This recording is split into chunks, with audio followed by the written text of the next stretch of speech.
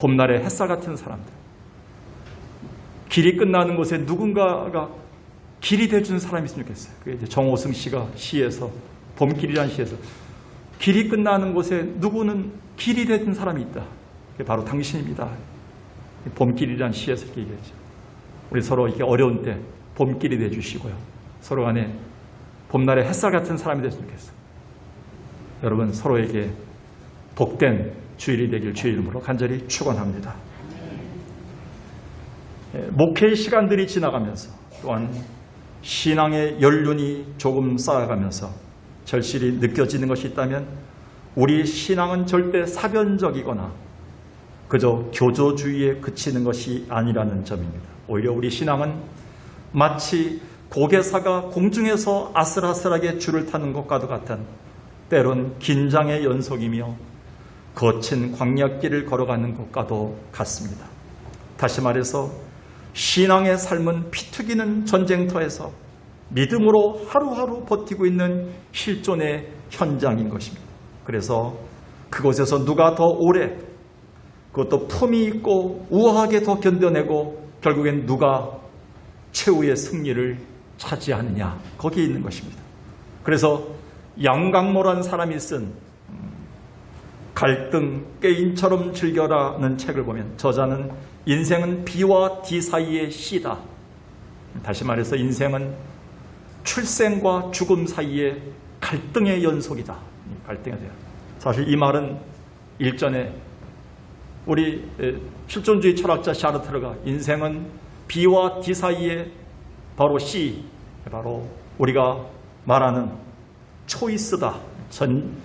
선택의 전쟁이다. 이렇게 말했던 것에 대한 아류라고 할 수 있습니다. 그런데 이 양강모 씨는 우리가 이런 싸움터와 같은 세상 속에서 갈등하지만 오히려 즐기며 살 때만이 이길 수 있다. 이렇게 조언합니다. 그러다 보니 바울은 그의 마지막 편지에서 자기 인생을 이렇게 회고하고 고백합니다. 디모데후서 4장 6절 7절에 보면 바울이 마지막 유언과 같은 편지에서 이렇게 얘기합니다. 나는 떠날 기약이 가까웠다. 나는 선한 싸움을 싸우고 달려갈 길을 마쳤다. 마치 자기 인생길을 마라토너가 마라톤의 그 코스를 찍은 것처럼 자기 인생의 코스를 마쳤다. 그리고 나는 그 과정에 선한 싸움을 싸웠다. 이렇게 얘기합니다.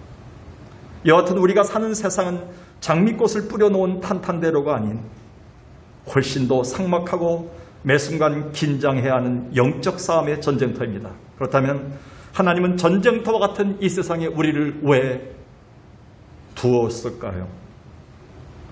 특히 그리스도인인 우리가 이렇게 의를 지키려고 고민하다가 고생만 하다가 지쳐서 상처입었는데 왜 우리를 이 땅에 살게 허락하시나요?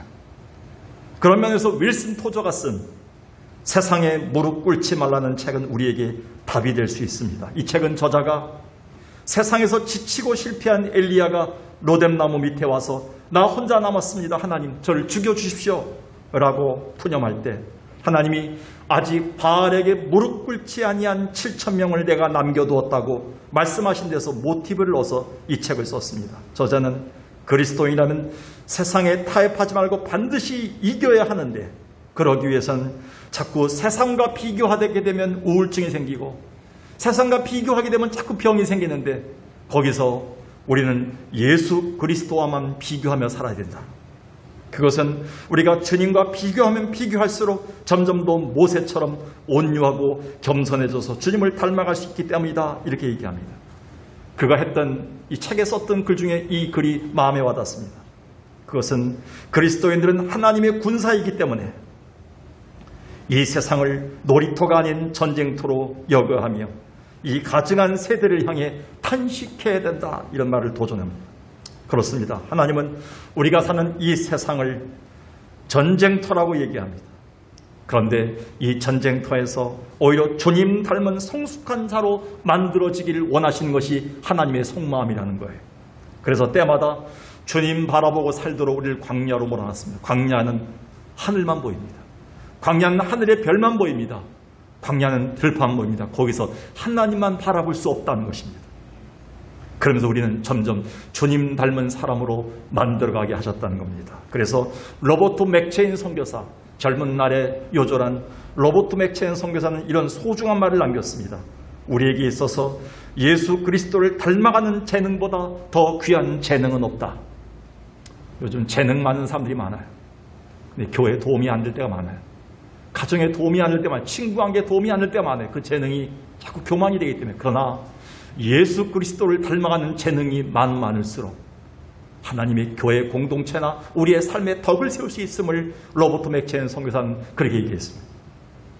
그런데 이런 신앙의 성숙은 하룻밤에 이루어지는 것이 아니야. 바울은 이렇게 말합니다. 에베소 4장 15절이죠. 사랑 안에서 참된 것을 하여 범사에 그에게까지 자라갈지라. 그는 머리니 곧 그리스도다. 그러니까 예수 그리스도의 그 수준까지, 예수 그리스도의 성품까지 자라가는 게 하나님의 목적이다. 이렇게 바울은 깨달았다는 것이죠.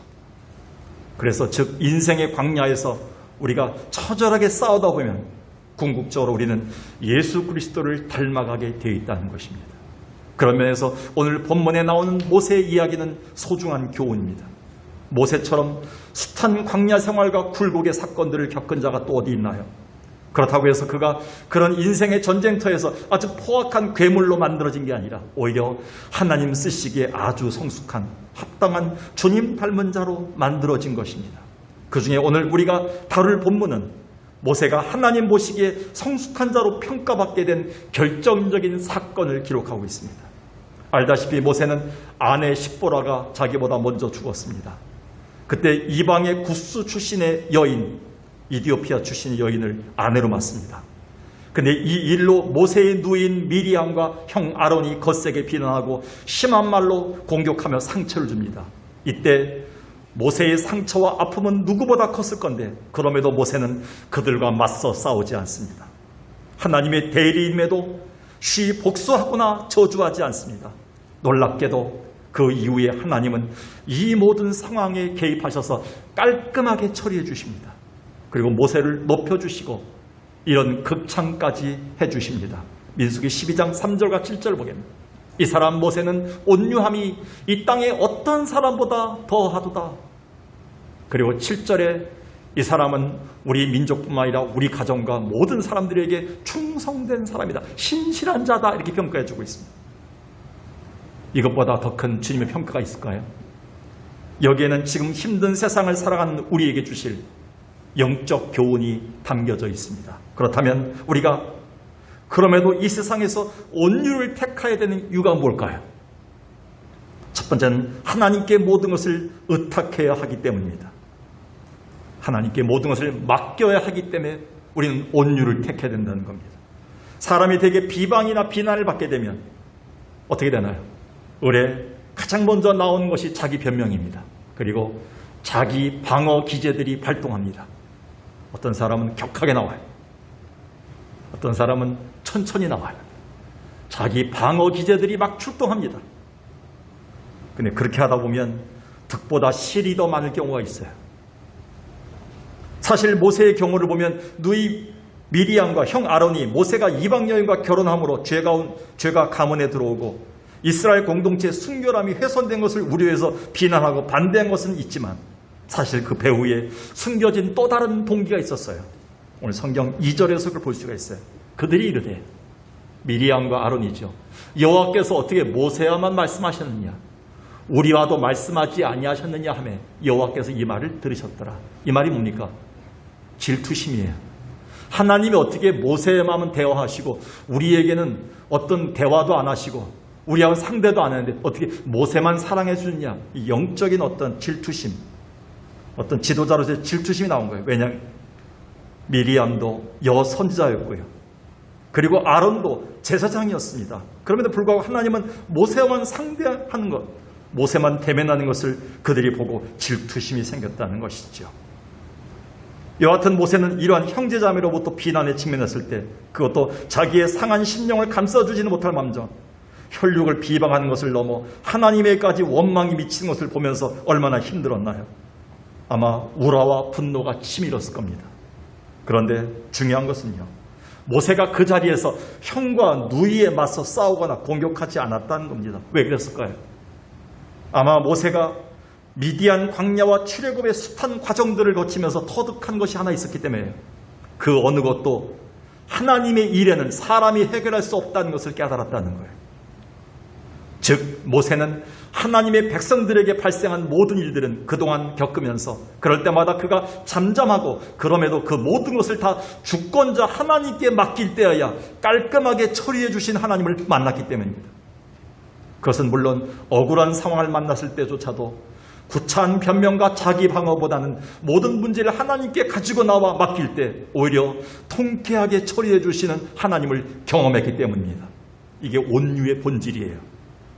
온유가 말을 적게 하는 것, 온유가 조용한 것, 내가 참아나는 것, 이런 어떤 것에 그보다 더 훨씬 더 강한 개념이 있습니다. 그건 뭐냐면 모든 것은 하나님이 해결해 준다는 그 믿음에 대한 하나님에 대한 전폭적인 의탁입니다. 거기서부터 믿음의 본질, 바로 온유의 본질이 나오는 거예요. 시편 62편을 보겠습니다. 3절만 보겠습니다. 나의 영혼이 잠잠히 하나님만 바라며.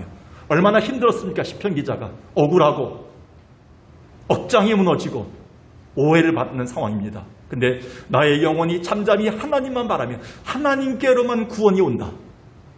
그만이 나의 반석이요 나의 구원이요 나의 요새시니 내가 크게 흔들리지 않는 이유가 있다. 3절 5절이 중요해요. 나의 영혼이 잠잠히 하나님만 바라라. 물론 나의 소망이 그로부터는 모든 해결점이 하나님께로부터 온다는 걸 깨달았다는 거예요. 시편 기자가. 여기에 사용된 잠잠이라는 말을 주목할 필요가 있습니다. 이건 히브리어 다맘인데 다맘. 그냥 단순히 잠잠하다 be silent가 아니에요. 이 말은 be still. 다시 말해서 기다리라는. 뭘 기다립니까? 하나님의 처방, 하나님의 해결, 하나님이 알아서 해주시는 거 보라는 거예요. 굉장히 중요한 의미를 갖고 있죠. 하나님의 뜻을 기다리라는 거예요. 그게 하나님의 잠잠이에요. 잠잠이. 권사님과 대화하다가 오해가 있었다. 어느 집사님과 잘 나가다가 어떤 좀 오해가 있고 굉장히 억울한 게 있다. 잠잠하라는 거예요. 아무것도 하지 말라는 것이 아니라 하나님께 맡기라는 거예요. 온유하라는 거예요. 온유를 택하라는 거예요. 맞서 싸우지 말고. 그때 하나님께서 알아서 처리해 주신다. 기다리라는 거예요. 맡길 때만이.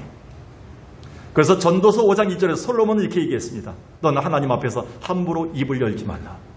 급한 마음으로 말을 내지 말라. 그 다음이 중요해요. 하나님은 하늘에서 계시고 넌 땅에 있다. 마땅히 너는 말을 적게 해야 돼. 여러분, 하늘에 있는 사람이 말을 더 많이 해야 됩니까? 땅에 있는 사람이 말을 더 많이 해야 됩니까? 여러분, 하늘에 있는 자가 더 많이 봅니까? 땅에 있는 자가 더 많이 보니까. 요즘 코로나 때문에 TV에 보면 세계 테마기행, 이렇게 여행지에 가는 프로그램들이 많아요. 거기 보면 꼭 우리가 대충 지나갔던 그런 관광지를요, 드론을 띄워서 하늘에서 봐요. 하늘에서 보니까 너무나 멋있어요. 하나님은 모든 걸 다 보고 계세요. 저 권사님과 저 집사님 관계 속에서 어떻게 배후에 그 벽 뒤에 뭐가 있는가를 다 알고 계세요. 근데 우리는 단지 보는 것은 저 권사님, 저 집사님, 내 남편만 보는 거예요. 이게 잠잠이란 뜻입니다. 잠잠이. 그래서 예수님은 분노와 위기의 순간마다 어디 가셨습니까? 겟세마네 동산에 올라갔어요. 왜? 주무시러 가셨습니까? 다 의탁하러 가셨어요. 그분의 뜻을 기다리러 잠잠히 하러 가셨어요. 아버지의 뜻만 십자가상에서 기다렸어요. 비방과 비난에도 예수 그리스도는 쉽게 자기의 힘을 발휘하지 않고요, 모든 것들을 하나님께 의탁했어요. 이 장면을 이사야 선지자는 이사야 53장에서 이렇게 얘기해요. 그가 곤욕을 당하여 괴로울 때도 그는 입을 열지 아니했다. 중간에 보니까 어린 양처럼 잠잠한 양같이 그의 입을 열지 아니했도다. 여러분, 죄송합니다. 예수님이 쪼다 같아서, 예수님이 바보라서, 예수님이 위약해서 그랬습니까? 위약하면 저러지 않아요. 강한 자만이 참을 수 있어요. 그것은 하나님만이 모든 구원의 문제를 해결하실 분임을 주님은 알았습니다. 이에 하나님의 뜻과 주권의 모든 것을 의탁한 것입니다. 하나님보다 앞서가지 않는 것, 하나님보다 더 말하지 않는 게 바로 온유의 정체입니다. 따라서 우리는 오늘 본문에서 주님을 닮은 곧 주님의 성품을 가진 모세를 만날 수 있는 것입니다. 그래서 이 이후에도 모세는 같은 상황들을 또 만나지만 그는 그때마다 온유를 택합니다. 다 맡긴 거죠, 하나님께.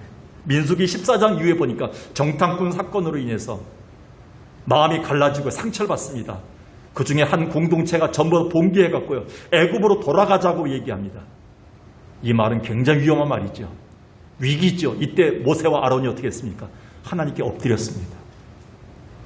하나님께 맡기는 온유를 택합니다.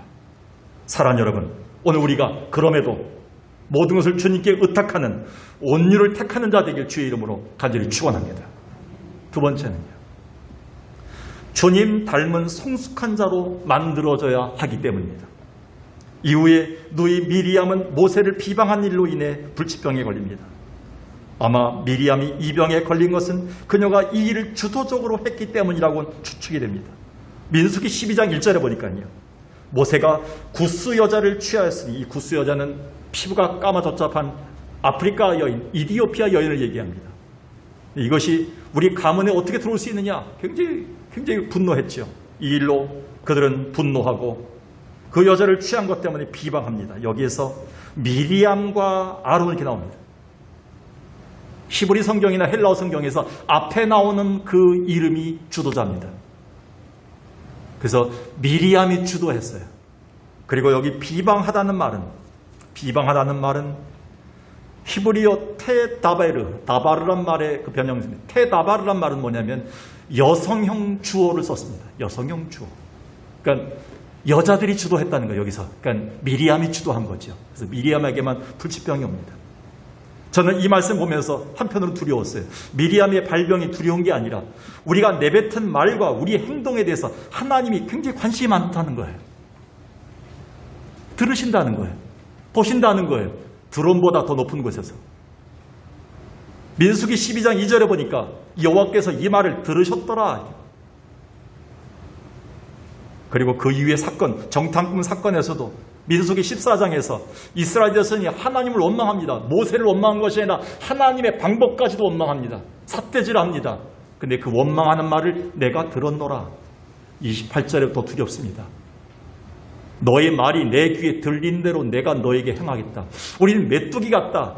광야에서 다 죽을 것 같다. 그 말한 대로 죽습니다. 메뚜기처럼 살다 죽습니다. 근데 저들은 내 밥이다. 하나님이 함께 하시니 우리의 밥이다. 이렇게 말했던 사람 뭐예요? 가나안 땅에 들어 밥처럼 먹으면서 승리했어요. 이 말이 씨가 되는 거예요. 믿음의 말을 할 수 있는 석강교회 성도 되길 주의 이름으로 축원합니다. 8월 달에는 믿음의 말을 많이 해야 돼요. 우리가.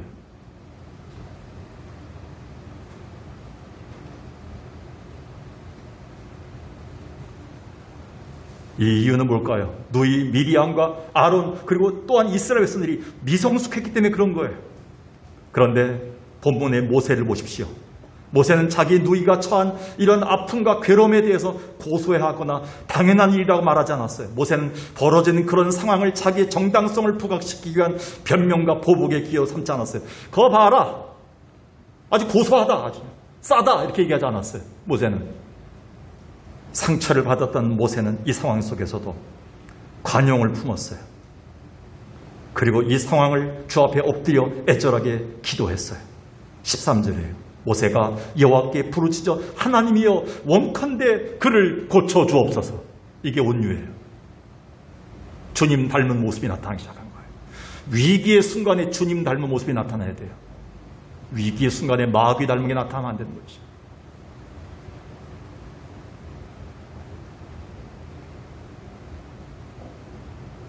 영적 지도자 모세의 권위와 명예를 실추시킨 누이지만 그럼에도 관용으로 누이를 품고 기도하는 모세의 모습은 하나님을 기쁘시게 하고 극 칭찬을 가져옵니다. 다시 보겠지만 3절에 모세의 온유함이 온 세상 어떤 사람보다 가장 크다. 그는 충성된 사람이다. 주님이 이렇게 평가해 주십니다. 명심하십시오. 모세의 이런 성숙함은 장차 오실 예수 그리스도의 성품이며 우리가 따라야 될 주님의 태도입니다. 실로 예수는 빌라도 법정에서 억울하게 침뱉음과 손찌검을 당하고 조롱거리가 되었지만 십자가상에 억울한 채찍을 맞으셨지만 마지막 순간까지 온유함을 택해서 승리하신 분입니다. 그래서 베드로는 이것을 이렇게 정리했습니다. 베드로전서 2장 21절 이후에 보니까 너희가 부르심 받은 이유는 예수를 본받게 하기입니다. 예수님은 이런 본을 우리에게 보이셨다. 그 본을 따라가는 것이 우리의 삶이다. 이렇게 얘기하면서 그 본이 뭐냐? 22절. 그는 죄를 범하지 아니하시고 위기의 순간에 그 입에 거짓도 없으셨다. 그 다음 절 보십시오. 욕을 당하시되 뭐예요? 맞대어 욕하지 아니했다. 굉장히 중요합니다. 온유는요, 자기가 욕을 당해도 욕을 받아도 그 상황에 맞대어 응하지 않았다는 거예요. 오직 어떻게 했습니까? 공의롭게 심판하실 하나님께 맡겼다. 그 전 보여주세요. 앞에 성경 보죠. 오직 공의로 심판하시는 하나님께 맡겼다. 주님처럼 우리가 살기를 주님 원하기 위해서 그렇게 본을 보이셨다는 것입니다. 많은 사람들이 근데 온유라는 말에 오해를 가지고 있습니다. 온유는 힘없는 약자나 취하는 비굴함이나 수동적 태도가 아닙니다. 온유는 오히려 강한 자가 본인이 사용할 힘은 넘쳐나지만 그 힘을 생산적 목적을 위해 다스리고 절제하는 것을 말합니다. 따라서 우리는 주님 주신 힘과 권리가 있지만 하나님의 영광을 위한 거룩하고 생산적인 목적을 위해 그 힘을 통제하고 있는 것입니다. 그게 온유입니다. 하나님이 쓰실 때가 있는 거예요. 우리가 가진 목소리 큰 거, 승질, 우리가 가지고 있는 남보다 더 과격한 거, 이거 잘 통제하고 다스리면 하나님이 쓰실 때가 있다는 거예요. 쓸데없는 데 쓰지 말라는 거죠, 우리가요. 우리가 알다시피 지리산에서 20년 동안 돌을 닦은 전모 도사가 있습니다. 저라고 얘기 않습니다. 인도에서 명상을 기피한 황모 승이 있습니다. 다 그런 분들이 따라서 온유가 만들어지지 않습니다. 타락하여 스스로를 구원할 수 없는 인간은 자기 결단만으로는 이 온유를 만들어낼 수 없습니다. 오직 오랜 광야 기간 동안 이 인생의 전쟁터에서 싸우는 가운데 모든 것이 주권을 갖고 계신 하나님 앞에서 모든 걸 의탁하고 주님이 주신 영으로 우리 자신을 다스려가면서 만들어지는 인격이 바로 온유입니다. 우리는 날마다 하나님의 영이 내 안에서 나를 지배하고 나를 통제하고 나를 다스리도록 성령께 나를 의탁해야 됩니다. 그럴 때 만들어지는 열매가 갈라디아서 5장 22, 23절 오직 성령의 열매는 오래 참음과 그리고 온유와 절제다. 하나님이 나를 다스려 주실 때 의탁할 때 만들어지는 열매, 주님 닮은 온유와 겸손이 나옵니다. 주님 이렇게 얘기합니다. 수고하고 무거운 짐진 자들아 다 내게로 오라. 나는 온유하고 겸손하니. 이렇게 얘기합니다. 우리는 매주마다 예수님께 옵니다. 여기서 온유와 겸손의 주님을 배우고 갑니다. 그분을 닮으려 합니다. 닮아가고 있나요? 왜 우리가 이 거친 세상에서 맞서 싸우지 않냐고? 맞서 싸우되 우리가 온유를 택하는 이유가 무엇일까요? 주님 닮은 성숙한 자로 만들어져 가야 되기 때문입니다. 오늘 우리가 주님 닮은 성숙한 자가 되도록 그럼에도 온유를 택하는 자 되길 주의 이름으로 축원합니다. 마지막으로는요, 온유한 자에게 주실 하나님의 상이 있기 때문입니다. 결론적으로 보복과 분노보다 온유를 택했던 모세는 누구보다 누리지 못했던 하나님의 영광을 누립니다. 환상이나 꿈이 아닌 하나님과 직접 대면하여 천국 비밀을 듣고 주변 사람들이 그의 얼굴에서 하나님의 형상을 볼 수 있는 영광을 봅니다. 최고의 상급이죠. 6절 8절까지 보겠습니다. 너희가 내 말을 들어. 내가 선자를 세웠을 때는 꿈이나 환상을 통해 보여준다. 근데 간접적인 나의 뜻이다. 그런데 모세하고는 그렇지 않겠다. 하나님이 얼마나 높여줍니까? 온유한 자를 어떻게 하십니까? 그 다음 절 보세요. 내가 모세하고는 직접 대면해서 명백히 말하겠다. 은밀한 말로 하지 않겠다. 내가 여호와의 형상을 그가 봐도 죽지 않게 만들겠다. 하나님의 형상을 보면 다 죽게 되어 있거든요. 근데 하나님의 형상을 봐도 하나님의 영광을 입을 수 있도록 죽지 않게 모세하고 누리게끔 하십니다. 최고의 상급을 주신 거죠.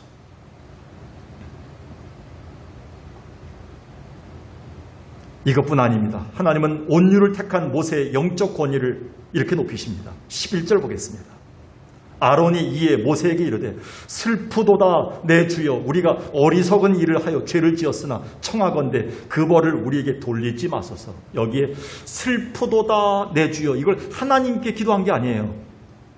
형 아론이요 자기의 동생 모세에게 내 주여 아도나이 이렇게 얘기해요. 아도나이는 하나님만 부를 수 있는 이름입니다.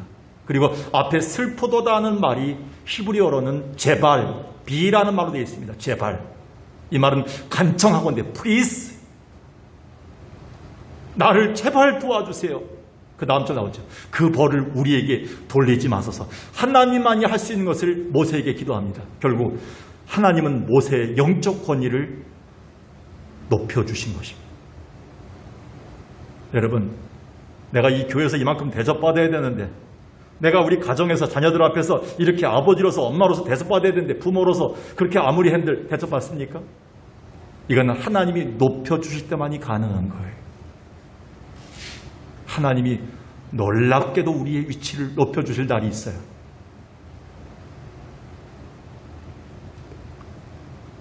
더 나아가 이런 모세의 영적 권위는 모세가 미리암의 치료를 위해 하나님께 기도할 때 정점을 이룹니다. 결국 하나님은 모세의 기도도 들어주시고 그리고 이스라엘 공동체에게도 교훈 주시면서 윈윈하게 하십니다. 이게 하나님의 역사예요. 13, 14절 보세요. 모세가 여호와께 부르짖어 이르되 하나님이여 원하건대 그를 고쳐 주옵소서. 금방 대답합니다. 여호와께서 모세에게 이르시되 아버지가 그의 얼굴에 침을 뱉었을지라도 그가 이랫동안 부끄러워하지 않겠냐 하면서 어느 정도는 징계를 받아야 된다 하면서 미리암을 7일 동안 진 밖으로 나가게 합니다. 교회 밖으로 나가게 해서 거기서 깨닫게 하고 돌아오게 합니다. 미리암이 회개하고 돌아와 새 사람 되게 만든과 동시에 하나님은 모세의 기도를 즉각적으로 응답해 주십니다. 하나님의 상급이에요.